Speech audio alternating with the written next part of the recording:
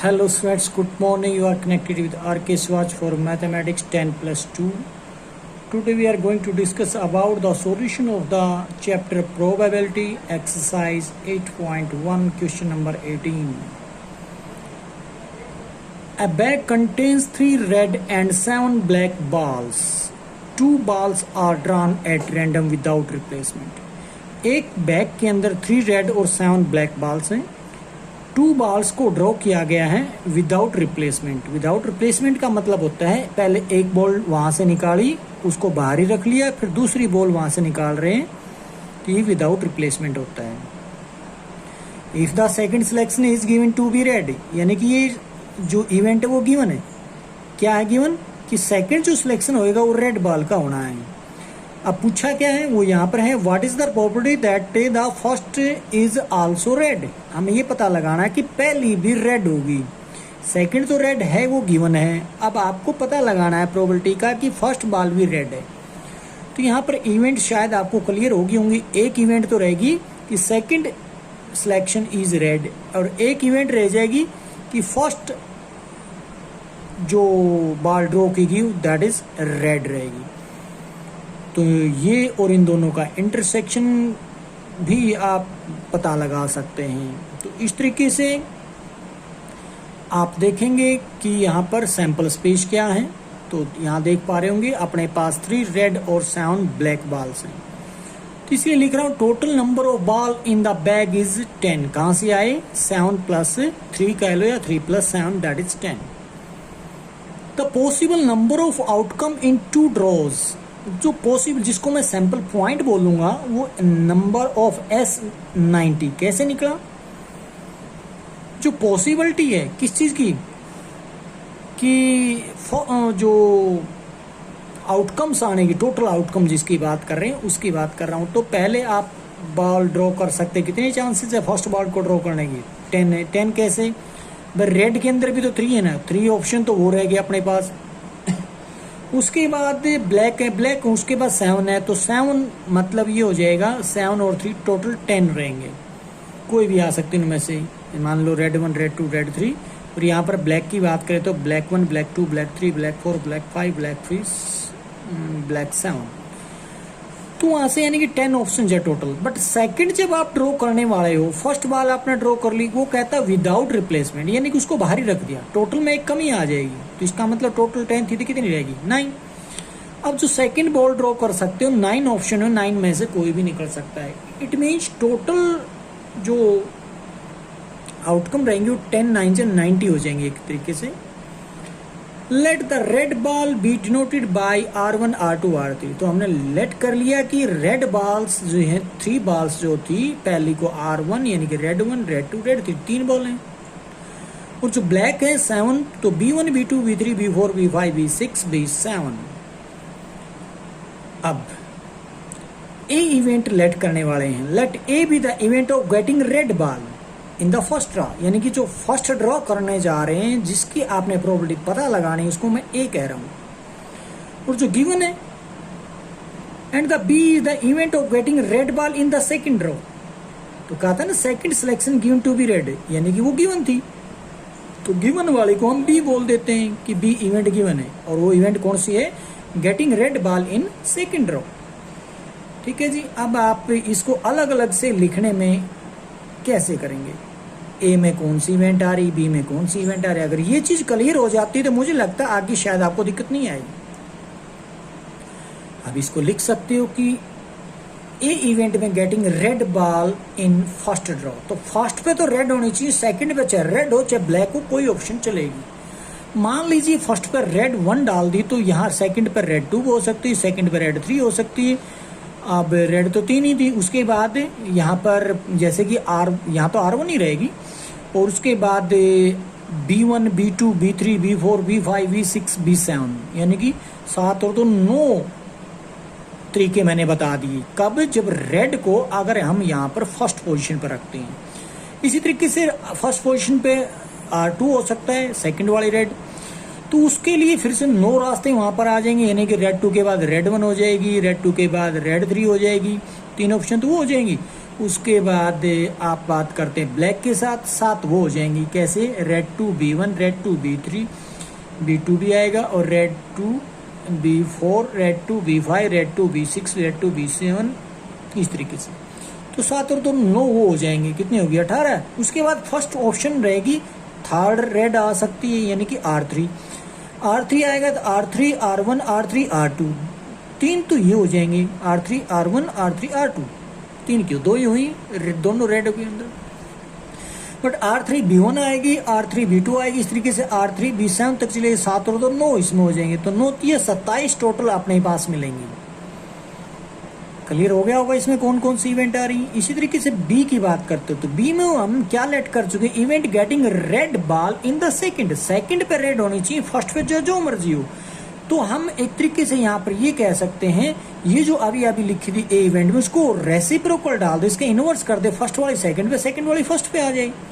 कहने का मतलब हमने इसमें क्या रखा था, फर्स्ट वाली पे रेड लिखा था ना, इसमें लास्ट वाली पे रेड रख दे, यानी कि सेकंड वाली पे रेड हो जाएगा। तो एक तरीके से इनको ही उल्टा करके लिखा मैंने सारे के सारे। देखोगे यहाँ R2 R1 लिखना चाहिए था, R2 R1 लिख दिया, B7 R3, तो मैंने इसको ही रिप्रेजेंट करने की कोशिश की। तो 27 इसमें रहेंगे टोटल केस इसमें। तो number of B is 27। Now बात आती है इंटरसेक्शन की। इंटरसेक्शन में दोनों ही रेड होने की बात कही है ना भाई, इसमें ए में फर्स्ट पे रेड था, बी में सेकंड पे रेड है, तो इस तरीके से फर्स्ट भी रेड सेकंड भी रेड, तो क्या ऑप्शन बन सकती हैं, तो वो आ जाएंगे अपने इंटरसेक्शन के अंदर। वो अपने पास केवल और केवल 6 ऑप्शन बनेंगे, R1 R2 R1 R3, फिर R2 R1 R2 R3, R3 R1 R3 R2, तो कुल मिला के 6 ऑप्शन रहेंगे। लिख लिया, number of A intersection B 6 and number of S क्या था, 90 था। 90 कहाँ से आया था, टोटल आउटकम हमने जो निकाली थी, इसमें जो भी बनेंगे अपने पास, अगर आप 2 बॉल को ड्रॉ कर रहे हो, फर्स्ट ऑप्शन जो यानी कि रहेगी तो क्या है 10 है, तो सेकंड वाली 9 है, तो 9 10 90। इस तरीके से प्रोबेबिलिटी ऑफ ए निकालते तो 27/90 कहाँ से आए, number of A divided by number of S लिखेंगे। नंबर ऑफ ए अपने पास कितना था 27, नंबर ऑफ एस कितना है 90 है, तो 27/90 मैंने भी वही लिखा है 3/10।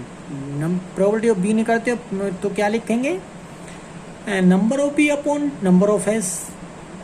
उसके बाद probability of A intersection B निकालते तो probability of A intersection B निकालने के लिए number of A intersection B divided by number of S लिखेंगे। तो अब रिक्वायर्ड प्रोबेबिलिटी क्या है, तो उसने कहा था इसके अकॉर्डिंग कि ये आपने निकालनी getting red ball in the first, ये उसने बोला था फर्स्ट होनी चाहिए रेड, इसके ऊपर पूछा है। तो सेकंड गिवन है इस तरीके से यहाँ पर, तो इसलिए मैंने ए गिवन भी लिख दिया, सेकंड भी तो गिवन है ना रेड है, तो ए गिवन भी लिखूंगा, तो फार्मूला आपको पता ही होगा, probability of A intersection B divided probability of B. तो यहाँ इसको डिवाइड कर देंगे किसी से 3/10 से, बस 2/9 आंसर आएगा।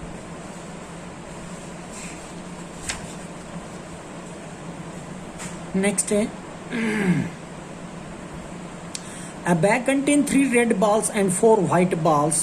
2 balls are drawn one after the other without replacement. क्या कहा गया, एक बैग के अंदर रेड 3 बॉल्स हैं और व्हाइट बॉल हैं 4। कहते हैं 2 बॉल्स को ड्रॉ करना है वन आफ्टर द अदर, यानी कि एक एक करके निकालनी है विदाउट रिप्लेसमेंट। अगर एक बॉल आपने ड्रॉ कर ली तो दूसरी वाली निकालने से पहले आप ये देखेंगे कि अपने पास रिमाइनिंग कितनी है, कहने का मतलब एक कम हो जाएगी, बाहर ही रखेंगे उसको पहले वाली को, तब उसके बाद दूसरी निकाल। If the second ball drawn is given to be white, ये पता है, ये गिवन है कि सेकंड वाली जो बॉल है वो व्हाइट है। What is the probability that first ball drawn is also white. ये हमें पता लगाना है कि जो फर्स्ट बॉल रहेगी वो भी व्हाइट रहेगी। तो अभी जो 18 क्वेश्चन करके आए हम, बिल्कुल वैसी ही स्टेटमेंट है ये भी, बिल्कुल वहां पर सिर्फ और सिर्फ यहाँ पर 3 है तो वहां पर 4 आया। दूसरी बात यहाँ पर गिवन क्या था, बस वो गिवन जो फाइंड आउट करना वो गिवन था, जो फाइंड आउट करना वो गिवन इस अगले वाले में आ चुका है। तो है मानते तो वही हो, वहाँ यहाँ अगर ए बाई बी है तो वहां पर बी बाई ए मांगेंगे, यानी कि बी गिवन ए कहेंगे। तो देखिएगा फर्स्ट को भी यानी कि 18 सम को भी आप इस तरीके से कर सकते हो सोल्व, मेरे कहने का मतलब। तो दूसरे मेथड, दोनों मेथड आप किसी भी मेथड से 18 और 19 को कर सकते हो। तो मान लेते हैं कि R I and W I, R का मतलब रेड है, डब्ल्यू का मतलब वाइट है। आई आईएथ यानी कि जो बाल रहेगी अपने पास फर्स्ट है, सेकंड है, थर्ड है, इस तरीके से। रेड तो 3 नहीं है, वाइट के अंदर 4 है, तो W1 W2 W3 W4, तो इस तरीके से आई की वैल्यू 1 2 3 4 हो सकती है वहाँ पे। तो कहते हैं I R I and W I denote the event of drawing a red ball and white ball respectively in the ith draw. I की वैल्यू क्या हो सकती है, 1 हो सकती है, 2 हो सकती है, क्योंकि वहाँ पर 1 2 का मतलब यहाँ पर ड्रॉ की बात चली हुई है। तो बाल कौन सी होंगी, बाल तो कोई भी हो सकती है। तो हम यहाँ पर बाल की बात ना करते, सिर्फ और सिर्फ ड्रॉ की बात करेंगे। आयत का मतलब फर्स्ट है या फिर सेकंड है।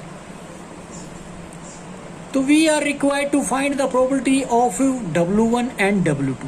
क्यों भाई, ऐसा क्यों? क्योंकि इसमें देखो कि यहाँ पर सेकंड बाल क्या है, वाइट है। हमें किसकी निकालनी प्रोबेबिलिटी, फर्स्ट बाल वाइट होगी, तो मतलब वाइट वाइट का जिक्र हुआ है, इसलिए we are required to find the probability of W and W2 has already occurred.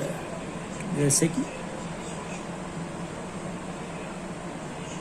Probability of W1 given W2, इसके लिए फार्मूला बन जाएगा probability of W1 intersection W2 upon probability of W2।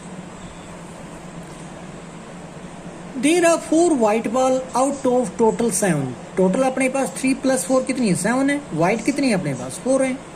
Since the ball are not replace, ball को वापिस नहीं रखा जा रहा है, Therefore the probability of getting white ball in the both draw किस तरीके से होगी, पहले व्हाइट बॉल निकालता हूँ, उसके बाद दूसरी व्हाइट बॉल भी व्हाइट निकालता हूँ, तो क्या रहेगी, दोनों के इंटरसेक्शन की जो बात कर रहा हूँ मैं। तो पहले अपने पास टोटल व्हाइट बॉल 4 थी, तो 4 बाई टोटल 7 हो जाए। अगली बारी व्हाइट बॉल की एक कमी हो जाएगी, तो 3 रह जाएंगी। यहाँ पर 4 - 7 अपॉन में टोटल 7 में से भी एक कम हो जाएगी, 6 हो जाएगी। तो इसलिए मैंने लिखा 4/7 इंटू एक कम कर दिया 4 में से, तो 3 आ जाएगा। 7 में से एक कम करेंगे तो 6 आ जाएंगे। तो इसकी कैलकुलेशन 2/7 जा रही है। तो इंटरसेक्शन की प्रोबेबिलिटी निकाल दी मैंने, W1 W2। आगे probability of getting a white ball in second draw, हम क्या निकालने जा रहे हैं, सेकंड ड्रॉ में जो करेंगे उसमें व्हाइट बॉल ड्रॉ करने की बात कर रहे हैं। तो probability of getting a white ball in the second draw, वो किस तरीके से हो सकता है, पहली कोई भी हो सकती है, बट सेकंड ड्रॉ जो हो जाएगा वो व्हाइट होना चाहिए, व्हाइट टू व्हाइट, यानी कि W2 W2। फर्स्ट पे W1 भी हो सकता है या फिर रेड 1 भी हो सकता है, इसलिए 2 ऑप्शन आ रही है इस केस में। यहाँ हम लिख सकते हैं ऑप्शन है तो प्लस डाल देंगे यहाँ पर, प्रोबेबिलिटी इसकी अलग से इसकी अलग से, मैंने प्लस डाल दिया। अब W1 इंटरसेक्शन W2 की वैसे तो मैं निकाल बैठा हूँ इन दोनों के लिए प्रोबेबिलिटी, वरना दोबारा भी निकाल सकते, तो 2/7 मैंने यहीं से उठा ली। और रह गया अपने पास रेड 1 एंड W2। पहले रेड 1 निकालेंगे, उसके बाद W निकालेंगे, यानी कि पहले रेड निकालेंगे दूसरी व्हाइट निकालेंगे। तो रेड की आप देखोगे वहां पर कितनी बॉल रेड है, 3 रेड है, टोटल कितनी है, 7 है। उसके बाद आप व्हाइट निकाले तो व्हाइट कितनी है, 4 है, टोटल कितनी है, 7 - 1 हो चुके हैं, यानी कि क्या हो जाएगा, 6 हो जाएगा। इस तरीके से कुछ कैंसिल हो जाता है, 2/7 आ जाए। इस तरीके से 2/7 आप निकाल बैठेंगे इसको, R1 इंटरसेक्शन W2 की प्रोबेबिलिटी। तो वही मैंने लिखा यहाँ पर भी, देखो 2/7 आया मेरा भी, यहाँ भी 2/7 आ रहा है। तो 2/7 में 2/7 ऐड करोगे तो 4/7 आ जाएगा। तो ये किसकी प्रोबेबिलिटी है, व्हाइट बॉल सेकंड ड्रॉ के अंदर प्रोबेबिलिटी बन जाती है। तो हमें क्या निकालना है एक्चुअल में हमने यही निकालना था कि probability of W1 given W2। W1 की पहली बॉल आपने व्हाइट निकालनी है, जबकि गिवन है कि सेकंड बॉल वो भी व्हाइट है।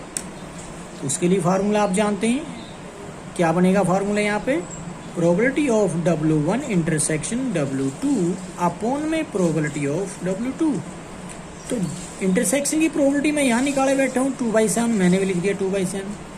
तो W2 की प्रोबेबिलिटी कहाँ है, सेकंड बॉल अगर आप ड्रॉ कर रहे हो किस चीज़ की, सेकंड बॉल ड्रॉ कर रहे हो व्हाइट, तो वहां से मैं निकाल बैठा हूँ 4/7, तो लिख दिया मैंने 4/7। इस तरीके से कैलकुलेट करके 1/2 आ रहा है, यही आंसर आपका। Next, a coin is tossed until a head appears on until it has been tossed 3 times. क्या कह रहे हैं, एक क्वाइन को टॉस करते हो जब तक कि हेड ना आ जाए, पर ध्यान रखो ज्यादा से ज्यादा आपको 3 चांस ही मिलेंगे.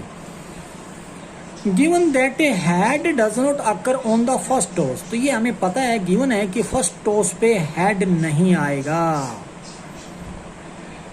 What is the probability that coin toss 3 time, तो क्या अगर क्वाइन को टॉस करते हैं 3 टाइम तो उसकी प्रोबेबिलिटी आपको पता लगानी है. इसको कैसे बढ़ाते हैं देखिए, तो सैंपल स्पीच में 3 क्वाइन को टॉस करते हैं, सॉरी एक क्वाइन को टॉस करते हैं ज्यादा से ज्यादा 3 बारी. तो ज्यादा से ज्यादा 3 बारी का मतलब पहली बार करोगे हेड आ सकता है, काम खत्म हो जाएगा. क्यों खत्म हो जाएगा, क्योंकि जैसे ही हेड आ जाए तो वो विन कर जाता है. ठीक है जी. या फिर ऐसा हो सकता है पहली बारी में हेड ना आए, दूसरी बारी में हेड आए, पहले टेल आएगा तभी तो हेड पे बारी आएगी, क्योंकि जैसे ही हेड आ जाता है विन कर जाता है, थर्ड की चांस ही नहीं लेंगे हम. या फिर हो सकता है पहली बारी में हेड ना आए, दूसरी बारी में ना आए, तीसरी बारी में हेड आ जाए, यहाँ पर भी विन कर जाएगा. या हो सकता है पहली बारी में हेड ना आए, दूसरी बारी में हेड ना आए, तीसरी बारी में भी हेड ना आए, तो बिल्कुल ही विन ना करे. तो इस तरीके से सैंपल पॉइंट आपको मिलेंगे. इनकी प्रॉपर्टी आप निकाल सकते हैं. हेड आने की प्रॉपर्टी 1/2 हो जाएगी, हेड टेल हेड आने की 1/4 हो जाएगी, टेल टेल हेड आने की 1/8 हो जाएगी, और ट्रिपल टेल आने की भी 1/8 हो जाएगी, क्योंकि 1/2 1/2 1/2 इस तरीके से 1/8 लिख सकते हैं. यहाँ पर मैं लेट कर लेता हूँ. ए be the event that head does not occur on the first toss. A event किसको कह रहा हूँ, गिवन था ना, उसको मैं ए कह रहा हूँ. Given that head does not occur on the first toss, उसको मैं ए बोल बैठा हूँ. And B is the event that coin toss 3 time, जिसमें क्वाइन को 3 टाइम टॉस कर रहा हूँ उसको इवेंट बी बोल रहा हूँ, जिसकी हमें प्रोबेबिलिटी निकालनी. तो बी गिवन ए हो जाएगा उस टाइम आगे चल के जब प्रोबेबिलिटी निकालेंगे. ठीक है जी. तो ए के अंदर क्या आएगा, हेड नहीं आना चाहिए फर्स्ट टॉस पे. फर्स्ट टॉस पे हेड इसको नहीं आने देंगे. 1 2 3 केस आएंगे, 1 2 3 मैंने लिख दिया इवेंट. बी में क्या लेट कर रखा है कि 3 बारी टॉस होना चाहिए. 3 बारी तो 2 ही केस आ रहे हैं, एट टी टी एच या फिर ट्रिपल टी, तो वही मैंने बी के इवेंट में रख दिए. अब इनकी प्रोबेबिलिटी भी निकाल लेते हैं. ये 1/2 इंटू 1/2 1/4 आ जाएगा, प्लस 1/2 इंटू 1/2 इंटू 1/2 1/8 आ जाएगा. उसके बाद 1/2 इंटू 1/2 1/2 इसका मतलब 1/8 आ जाएगा. सबको ऐड करेंगे तो क्या आ जाएगा 1/2. अगेन किसकी प्रोबेबिलिटी ऑफ ए निकल चुकी होगी. अब प्रोबेबिलिटी ऑफ बी निकालते हैं तो 1/8 प्लस 1/8 कर देंगे, सीधा भी लिख सकते हो, 1/4 आ जाएगा. दोनों में इंटरसेक्शन आप देख पा रहे होंगे, ट्रिपल टी आ रहा है और डबल टी एच, तो दोनों में 2 केस आ रहे हैं, तो ये दोनों के लिए प्रोबेबिलिटी अलग अलग से निकालेंगे. 1/8 प्लस 1/8 दैट इज 1/4. एक्चुअल में रिक्वायर्ड प्रोबेबिलिटी क्या थी, फाइंड द प्रोबेबिलिटी, क्या बोला था, find the probability that coin toss 3 time. तो इसको मैं इवेंट बी बोल बैठा हूं, तो इसका मतलब प्रोबेबिलिटी बी गिवन ए निकालना है मेरे को. तो इन दोनों का इंटरसेक्शन अपॉन में ए की प्रोबेबिलिटी डाल देंगे, 1/4 अपॉन 1/2 दैट इज 1/2.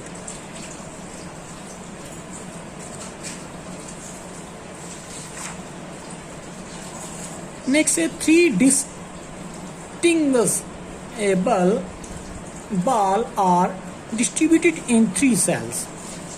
क्या कहते हैं, 3 अलग अलग तरह की बॉल हैं, मतलब 3 अलग बॉल हैं जो कि डिस्ट्रीब्यूट करना हमने 3 सेल्स के अंदर. 3 सेल है, सेल का मतलब आप उसमें थोड़ी जगह बना लो, होल लगा लो आप, तो वहां पर 3 जगह पे 3 होल में बॉल रखने की बात की. बॉल भी उसके पास 3 ही है. Find the conditional probability that all 3 occupy the same cell. क्या एक ही सेल में, एक ही प्लेस पे, एक ही जो होल है उसमें बॉल रखने की कंडीशनल प्रोबेबिलिटी आपसे मांगी गई है. गिवन क्या है, given that at least 2 of them are in same cell. कम से कम 2 एक सेल के अंदर होनी चाहिए, वो गिवन है. इसको कैसे करते हैं, let the 3 balls B denoted by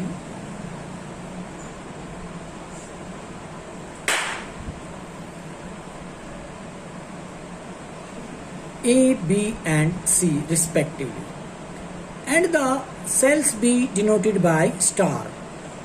Now each ball can be placed in a cell in 3 ways. यानी कि प्रत्येक बॉल को एक सेल के अंदर रखने के 3 तरीके बता रखे हैं. Therefore 3 balls can be placed in 3 cells in 3 into 3 into 3 यानी कि 3 की पावर 3 या फिर 27 बोल सकते हो। तो नंबर ऑफ एस क्या आ रहा है 27। क्या कहा है कि 3 बॉल्स को 3 सेल्स के अंदर रखने के हमने तरीके बता दिए, तो 27 टोटल केस आ रहे हैं। तो लेट कर लेता A be the event that a all balls in the same cell, तीनों ही एक सेल में बॉल रखने की बात कही, उसको इवेंट ए बोल देता हूं। तो जो कि फाइंड आउट करना है आपको। अब बी किसको कह रहा हूं, B the event that at least 2 ball are in the same cell, ये गिवन है, उसको मैं बी इवेंट बोल देता हूं। नाउ इवेंट ए में क्या आ रहा है, ए में कह रहा है कि all ball in same cell, एक ही सेल में होना चाहिए। जैसे कि 3 सेल की बात की थी, 1 2 3, मान लो पहले सेल में तीनों आ जाए, दूसरे सेल में तीनों आ जाए, तीसरे सेल में तीनों आ जाए, तो यहाँ पर दूसरा तीसरा खाली रह गया, पहला और तीसरा खाली रह गया, पहला दूसरा खाली रह गया। तो इस तरीके से अपने को जो इवेंट मिली अपने यहाँ पर 3 मिल रही, मतलब इसके अंदर सैंपल पॉइंट जिसकी बात करूंगा, इसके अंदर इवेंट के जो आप इसको बोल सकते हो कि एलिमेंट एक तरीके से, तो 3 है। तो नंबर ऑफ ए में क्या लिख दूंगा 3। अब बी इवेंट कौन सी थी यहां पर समझने की जरूरत है। B the event that at least 2 ball are in same cell, कम से कम 2 तो एक सेल में रहनी चाहिए। 2 बॉल एक सेल में रहने का मतलब है कम से कम 2, तो तीनों भी एक सेल में रह सकती है ना, इसका मतलब एटलीस्ट बोला है ना, तो 2 हो जाए 3 हो जाए, तो दोनों तरह के केस हम इसमें इंक्लूड करने वाले हैं। तो तीनों एक सेल के अंदर आने के, तो तीनों केस वहां से मैंने लिख ही लिए, समझो। अब रहेगा 2 बॉल एक सेल के अंदर रखने की बात कही, तो ए बी मैंने रख लिया फर्स्ट में, तो दूसरी जोन है सेकंड में रख लिया, थर्ड वाला खाली रह गया। अब इसी चीज को ए बी को मैं सेकंड में रख सकता हूँ, सी को मैं फर्स्ट में रख सकता हूँ, यहाँ पर रख दिया। उसके बाद बीच वाला खाली रखकर पहले और तीसरे में रख देंगे हम इसको ए बी को और सी को, इस तरीके से 2 केस बन जाएंगे। फिर पहले वाला खाली रखकर दूसरे और तीसरे को आपस में 2 केस इस तरीके से यहाँ से ए बी के बन जाएंगे। ए बी की कहानी खत्म। अब हो सकता है फर्स्ट में बी सी रख दें, क्योंकि 2 की बात करी थी उसने, ए को अलग रख लेते हैं, क्योंकि वहां पर ए बी को रखा था इकट्ठा, यहाँ पर भी सी को इकट्ठा रहा, 2 इकट्ठे कर दिए मैंने। तो फिर से थर्ड खाली रहेगा, यहाँ पर 2 केस बनेंगे ऐसे, फिर सेकंड खाली रहेगा तो 2 केस बनेंगे, फिर फर्स्ट खाली रहेगा 2 केस बनेंगे, किसके अकॉर्डिंग, बीसी वाले केस। अब जरूरी थोड़ी ना 2 इकट्ठे बीसी हो सकते हैं फिर ए बी, वो ए सी भी तो हो सकता है ना, इसका मतलब बी को अलग कर देंगे, तो थर्ड वाला खाली 2 केस बन जाएंगे, क्योंकि आपस में इनको भी तो इंटरचेंज करेंगे ना, बी और ए सी बीच में आ जाएगा, और बीच में खाली रखने के 2 केस बन जाएंगे, और पहले नंबर पे खाली रखने के 2 केस बन जाएंगे। कुल मिलाकर अपने को 21 इसमें एलिमेंट मिलेंगे, तो number of A B 21। Intersection की बात करें तो यहाँ पर 3 इवेंट आ रही, यही बस तीनों के तीनों। तो प्रोबेबिलिटी ऑफ ए के अंदर कितने थे 3, टोटल थे 27, तो 1/9। प्रोबेबिलिटी ऑफ बी की बात करें तो 21 बाई इसकी प्रोबेबिलिटी हो जाए 27, और इंटरसेक्शन में भी 3 था, 3/27 का मतलब 1/9। हमें probability of A given B निकालना है, तो क्या रखा जाएगा, probability of A intersection B divided by probability of B, that is 1/9 upon 7/9, that is 1/7, यही आंसर।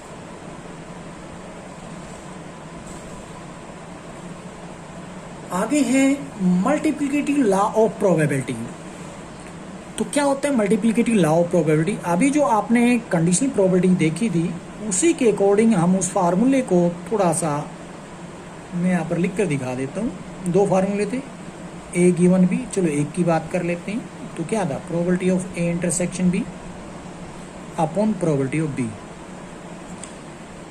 तो अब ये डिवाइड में उधर जाकर मल्टीप्लाई कर देता हूँ, तो इसका मतलब probability of B into probability of A given B हो जाएगा। तो वही मैंने लिख दिया, इंटरसेक्शन की प्रोबेबिलिटी निकल गई यहाँ से, इसको इधर मल्टीप्लाई करने से फार्मूला वही एक तरीके से।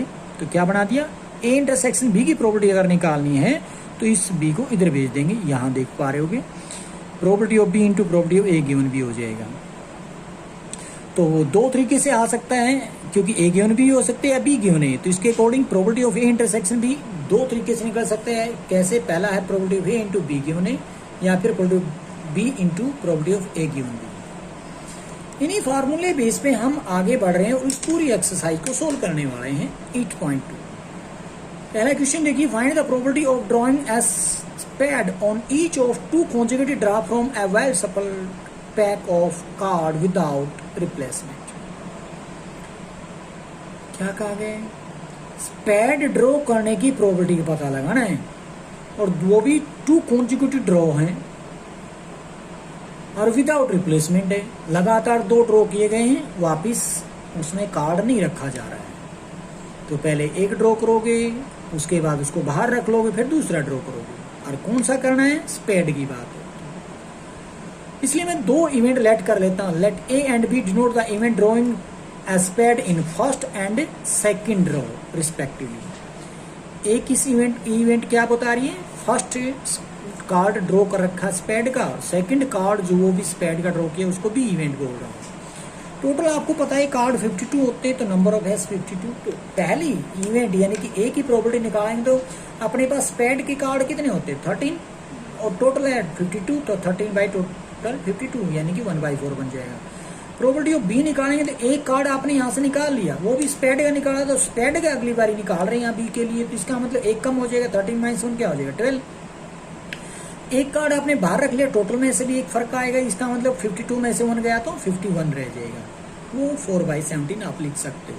Hence by multiplicative law, the probability of drawing a paired card in both the draws is equal to probability of A intersection B, या यूं कहो probability of A into probability of B given A, that is 1/4 into 4/7। बस आपने multiply ही करना और कुछ नहीं करना, तो वही 1/17 आंसर आ जाएगा। सिमिलरली और देखिएगा, a card is drawn from a well shuffled deck of 52 cards and then a second card is drawn। क्या कहा गया यहाँ पे? कार्ड ड्रॉ किया गया जो कि वेल सफल डेक ऑफ 52 कार्ड, यानी कि उन पत्तों को आपस में अच्छे से फेंट लिया गया, मतलब मिक्स कर लिया गया 52 कार्ड्स को। उसके बाद एक कार्ड ड्रॉ करने के मतलब एक कार्ड ड्रॉ करने के बाद दूसरा निकाला गया है। तो कहते हैं find the probability that the first card is spade and second card is a club. पहला तो क्लब, सेकंड पहला तो क्या बोला गया है? स्पेड, और दूसरा बोला गया क्लब। तो पहला कार्ड स्पेड ड्रॉ करने की बात की, दूसरा कार्ड क्लब ड्रॉ करने की बात की। और गिवन क्या? If the first card is not replaced. ये ध्यान रखना कि जो पहला जो कार्ड निकाला गया वापस नहीं रखा गया, यानी कि विदाउट रिप्लेसमेंट है। बस दो इवेंट आ रही, दोनों को मल्टीप्लाई कर देंगे प्रोबेबिलिटी निकाल के। पहली इवेंट क्या है? अगर हम एक ही सेंटेंस में अगर हम इसका जवाब देना चाहें, आंसर देना चाहें, तो क्या रहेगा? स्पेड टोटल कितने होते हैं? स्पेड होते हैं 4।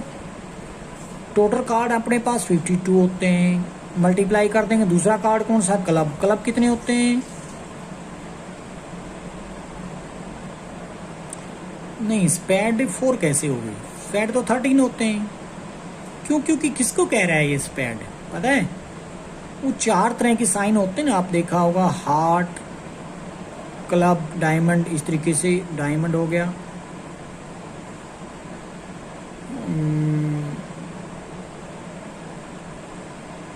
और एक और रह गया ये सिंबल। तो ये होते हैं आपको, यानी कि 13 पत्ते 13 पत्ते 13 पत्ते 13 पत्ते, इस तरीके 13 चौका 52 टोटल होते हैं। तो इसने जो बात की स्पेड की, तो स्पेड इसमें जो आएंगे वो भी 13 आएंगे, प्रत्येक 13 हैं। तो इसका मतलब क्या हो जाएगा? स्पेड यहाँ 4 ना आकर क्या रखा जाएगा? 13/52। अगला जो केस निकाल रहे हो, दूसरा कार्ड निकाल रहे हो क्लब का, नहीं क्लब में कोई कमी नहीं आई, तो पूरे के पूरे कार्ड है, क्योंकि पहला तो आपने स्पेड निकाला है। टोटल में जरूर कमी आ जाएगी 15, बस इसको सोल्व कर लिया जाएगा। देखिएगा कैसे। Let A be the event drawing a spade card in the first draw and B be the event of the drawing a club card from the second draw। यहाँ पर देखोगे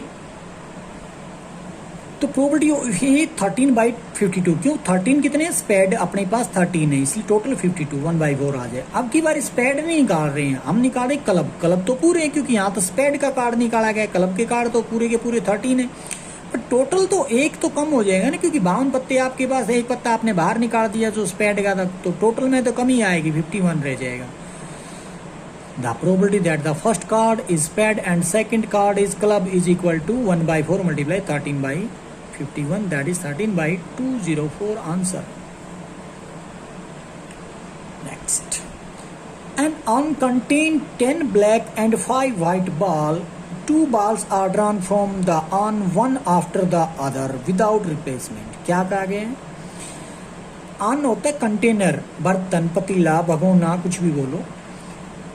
उसके अंदर 10 तो ब्लैक बॉल हैं और 5 वाइट बॉल हैं। 2 ball draw कर रखी हैं वन आफ्टर अदर, एक एक करके। पहले एक निकाली फिर उसके बाद दूसरी निकाली। ध्यान रहे, एक जो पहले निकाली वो बॉल आपने बाहर ही रख ली, अंदर वापस नहीं डाली जब दूसरा निकाल रहे। What is the probability that both drawn ball are black? दोनों पे किसकी बारी है? ब्लैक की निकालने की बात की। पहले भी ब्लैक आनी चाहिए, दूसरी भी ब्लैक आनी चाहिए। चलेगा तो किस तरीके से करते हैं? Total number of ball in urn is 10 + 5 15 हो जाएंगे। Let A and B denote the event of drawing a black ball in the first draw and the second draw also black is D. D event बोलते respectively. Probability of drawing a black ball in the first draw, first draw जब करोगे वो अभी black ball draw करने की, तो 10 by total 15 हो जाएगा। वही हमने लिख दिया 2 by 3। Probability of drawing a black ball in second draw में भी ब्लैक आप निकाल रहे हो, तो टोटल थी अपने पास ब्लैक 10, उसमें से एक आपने यहाँ पे ड्रॉ कर ली, तो टोटल अब जो बैलेंस में बचती है तो क्या बचती है? 10 - 1 यानी कि 9। और दोनों कलर की मिलाकर 15 थी, बट एक बाहर रख दी तो इसका मतलब 14 रह जाएगा। तो ये सेकंड ड्रॉ में ब्लैक बॉल ड्रॉ करने की प्रोबेबिलिटी यहाँ पर रहेगी। अब कहेंगे the probability of drawing a black ball in both the draw, probability of A into B कहो या फिर probability of A into probability of B given A is equal to 2 by 3 multiply 9 by 14। इन दोनों को multiply कर रहा हूं, that is 3 by 7। यही आपका आंसर है। Thank you.